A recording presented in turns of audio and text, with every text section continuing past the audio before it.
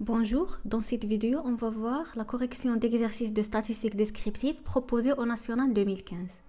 Alors l'exercice هذا, on cherche s'il existe une relation entre la température et le nombre de glaces vendues par un épicier. Les informations sont données par le tableau suivant.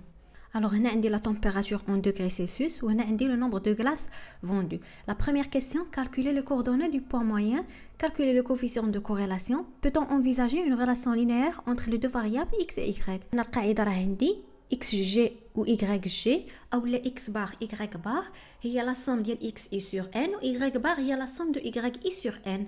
دونك x بار هي 21 زائد 17 زائد 24 زائد 25 زائد 13 ونقسمها على شحال من اليمون عندي 1 2 3 4 5. دونك نقسمها على 5 غتعطيني 20 اش 20 دوغري لحقاش الاكس ديال التمبيراتور والاي بار هي 25 زائد 20 زائد 30 زائد 35 زائد 10 ونقسم كلشي على 5 غتعطيني 24 اش 24 غلاس لحقاش الاي ديال لو نومبر دو غلاس فوندو. Après, calculer le coefficient de corrélation linéaire. R هو sigma xy sur sigma x fois sigma y. Sigma xy هي 1 sur n fois la somme de xi fois yi moins x bar fois y bar. Donc غندير 21 مضروبة في 25 زائد 17 مضروبة في 20 زائد 24 مضروبة في 30 زائد 25 مضروبة في 35 زائد 13 مضروبة في 10 وندير تساوي في الكالكولاتريس ونقسم كل شيء على 5 وندير تساوي ونقسم منها x بار اللي هي 20 مضروبة في y بار اللي هي 24 غتعطيني سيغما اكس y هي 38. سيغما اكس العلاقه ديالها هي غاسين دو 1 sur n fois la somme de x i au carré moins x bar le tout au carré.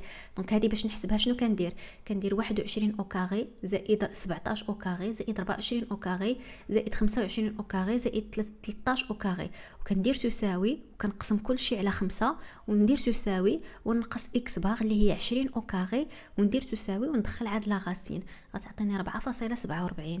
و sigma y هي 1 sur n fois la somme de y au carré moins y bar au carré. Donc 25 au carré زائد 20 au carré زائد 30 au carré زائد 35 au carré زائد 10 au carré وندير تساوي في الكالكولاتريس ونقسم كل شيء على 5 وندير تساوي وندير ناقص 24 او كاري لحقاش y بار هي 24 ندير ناقص 24 او كاري وندير تساوي وندخل عليها لا غاسين غتعطيني 8.6. الوغ غنحسب r هو 38 مقسومه على 4.47 مضروبه في 8.6 غتعطيني هي 0.98. Peut-on envisager une relation linéaire entre les deux variables? هنا كنشوف غير la valeur absolue de r. إلا كانت très proche de 1 donc oui on peut envisager une relation linéaire. Alors هنا عندي r هي 0.98. La valeur absolue de r est très proche de 1 alors on peut envisager une relation linéaire entre x et y. موراها كيطلبوا مني la droite de régression. كنعرف أن y égale ax plus b. العلاقة ديالها هي هذه sigma xy sur sigma x au carré. عندي لي كالكول كاملين دونك غنحسب ا غتعطيني 1.9 باش نجبد ل b je sais que le point moyen appartient à la droite de régression donc y bar égale a fois x bar plus b alors b égale y bar moins a fois x bar كلشي عندي y bar عندي a عندي x bar غنعوض تعطيني b هي ناقص 14 donc la droite de régression y égale 1.9 x ناقص 14. Quel serait le nombre de glaces vendues s'il faisait 30 degrés? donc هنا ندير les estimations s'il faisait 30 degrés degré ديال ديال التمبيراتور والتمبيراتور ديال اش من فاريابل ديال لا فاريابل اكس.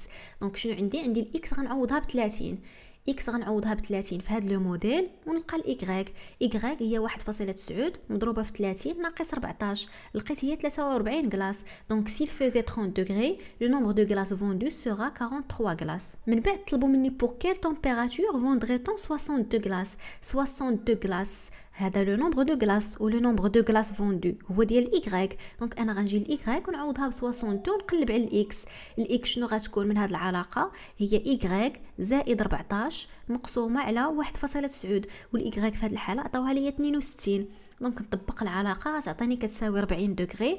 alors on vendrait 62 glaces pour une température de 40 degrés.